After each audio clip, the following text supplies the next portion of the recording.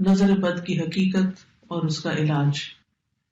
سب سے پہلی بات تو یہ ہے کہ ہمارے دین نے جو ہمیں تعلیم دی ہے اس کی روشنی میں نظر لگ جاتی ہے، نظر کا لگنا برحق ہے۔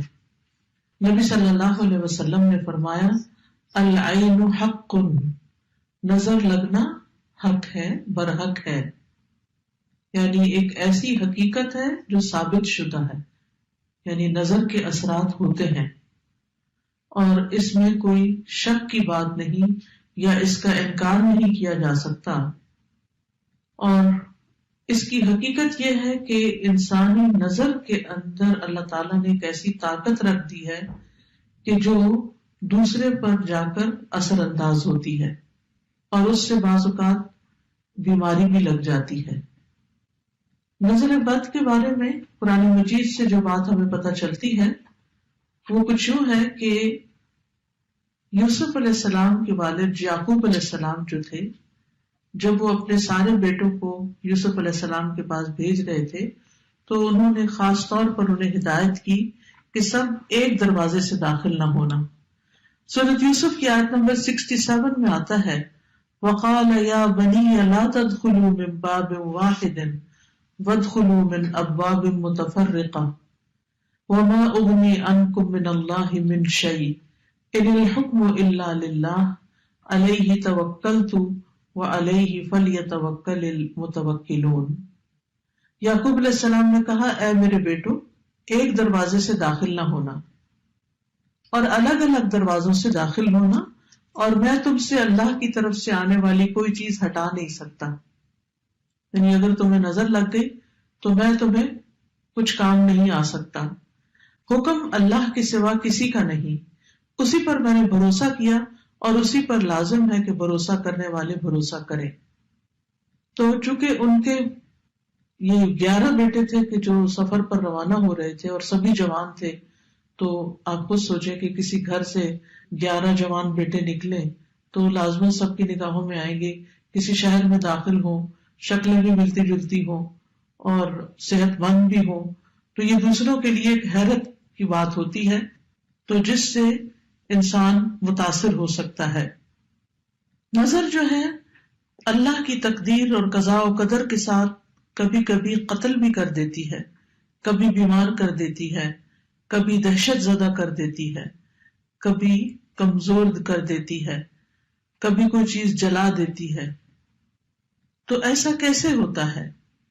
اصل میں انسان جب کسی کے اندر کوئی خوبی دیکھتا ہے تو اس کے اپنے اندر ایک جلن اور ایک کڑن اور ایک حسد کا جذبہ پیدا ہوتا ہے، تو یہ جو اندر کی جلن کڑن ہوتی ہے وہ نگاہوں سے دوسری طرف ٹرانسفر ہوتی ہے۔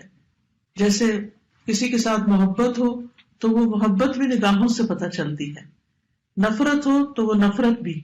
اسی طرح بچوں کو ڈراتے دھمکاتے ہیں تو بعض اوقات منہ سے کچھ نہیں بولتے، صرف آنکھیں دکھاتے ہیں، تو اس سے وہ بچے سمجھ جاتے ہیں، حالانکہ کیا آنکھ ہی ہے نا، کچھ کر تو نہیں رہی ہوتی، لیکن آنکھ کے اندر سے نکلنے والے جو اثرات ہوتے ہیں وہ دوسرے کے اوپر جا کر اثر کرتے ہیں۔ حدیث میں آتا ہے رسول اللہ صلی اللہ علیہ وسلم نے فرمایا اللہ کی قضاء و قدر کے بعد نظر بد ہی میری امت کے اکثر لوگوں کی موت کا سبب بنتی ہے، یعنی نظر لگتی ہے، بیمار ہوتے ہیں، مر جاتے ہیں، جانوروں کی موت کا باعث بھی بنتی ہے۔ رسول اللہ صلی اللہ علیہ وسلم نے فرمایا نظر بد آدمی کو قبر میں اور اونٹ کو ہانڈی میں پہنچا دیتی، یعنی اونٹ تڑپنے لگتا ہے اور اس کو پھر ذبح کر دیا جاتا ہے۔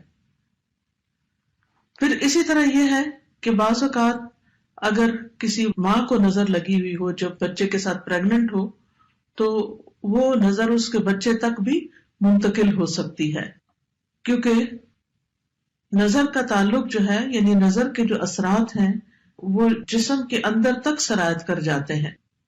ابن القیم کہتے ہیں کہ حسد نظر بد لگانے کا اصل ہے، یعنی سب سے بڑی وجہ جو ہے وہ حسد ہے۔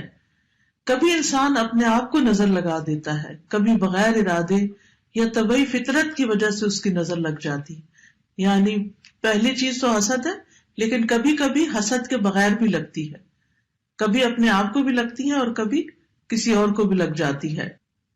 تو چیز کو دیکھنے اور نہ دیکھنے کا فرق ہوتا ہے کہ آپ کس نظر سے کسی چیز کو دیکھ رہے ہیں. کبھی انسان محبت کی نظر سے دیکھتا ہے، کبھی انسان حسد کی نظر سے دیکھتا ہے. نظر بد کی دو بڑی قسمیں بتائی جاتی ہیں، ایک ہے انسانی نظر کا لگنا اور ایک ہے جنوں کی نظر کا لگنا. یعنی بعض اوقات انسان کوئی بھی نہیں ہوتا لیکن پھر بھی انسان جو ہے یعنی بیمار محسوس کرتا ہے، کمزور محسوس کرتا ہے، تو اس کی وجہ جنات بتائے جاتے ہیں. اور پھر وہ نظر جو ہوتی ہے وہ انسان کو بیمار کر دیتی ہے، جس کے پھر کچھ سمٹمز ہوتے ہیں. ام سلمہ رضی اللہ عنہا سے مروی ہے کہ نبی صلی اللہ علیہ وسلم نے ان کے گھر میں ایک لڑکی دیکھی جس کے چہرے پر کالے دھبے پڑ چکے تھے.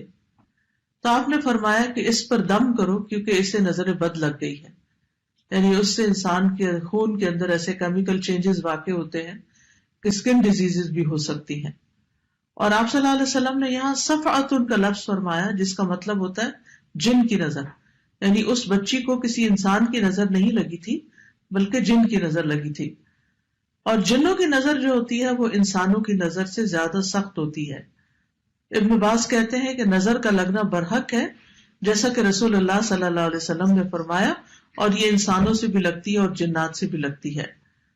ابو سعید کہتے ہیں کہ رسول اللہ صلی اللہ علیہ وسلم جنوں اور انسانوں کی نظر بد سے پناہ مانگا کرتے تھے، یہاں تک کہ معوذتین نازل ہوئی، قل اعوذ برب الفلق، قل اعوذ برب الناس. جب یہ نازل ہوئی تو آپ نے یہ پڑھنی شروع کر دی اور باقی چیزیں چھوڑ دی. تو اس کے لیے بہتر یہی ہے کہ انسان ہر نماز کے بعد معوذتین پڑھے، کیونکہ یہ ایک طرح کا دم ہوتا ہے، یعنی معوذتین کا پڑھنا.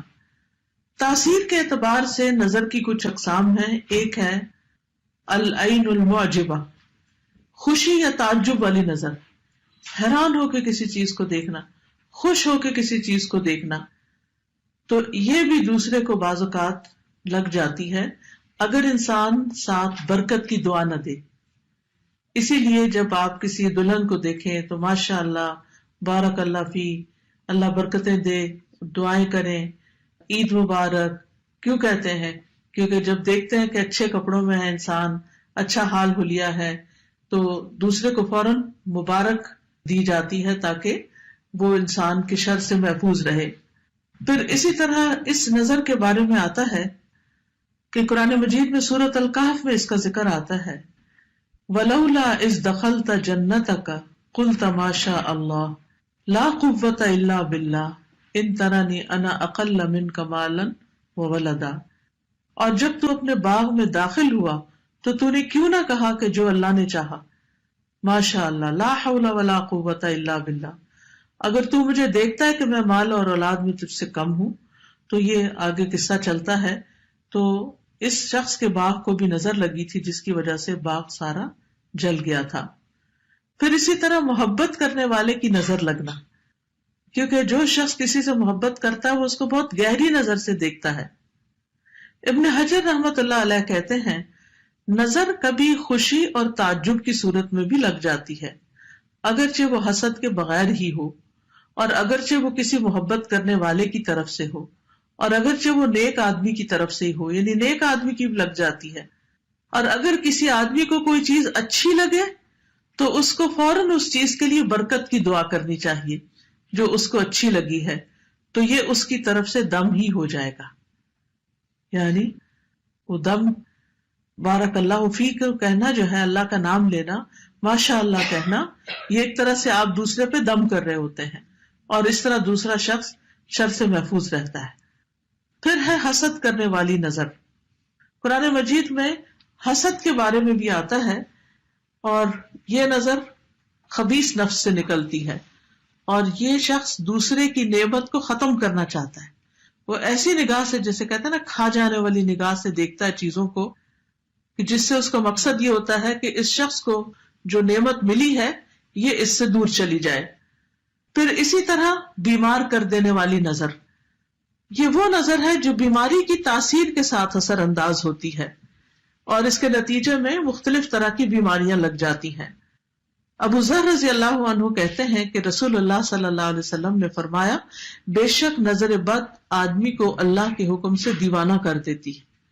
یعنی اگر اللہ کا اذن ہو جائے، جیسے اور جسمانی بیماریاں ہوتی ہیں تو وہ بعض جو ہے وہ ایک سے دوسرے سے تیسرے میں ٹرانسفر ہوتی رہتی ہیں اللہ کے اذن سے، تو اسی طرح یہ نظر بھی اور اس قسم کی بھی تکلیف دہ چیزیں جو ہیں وہ دوسرے تک پہنچتی ہیں.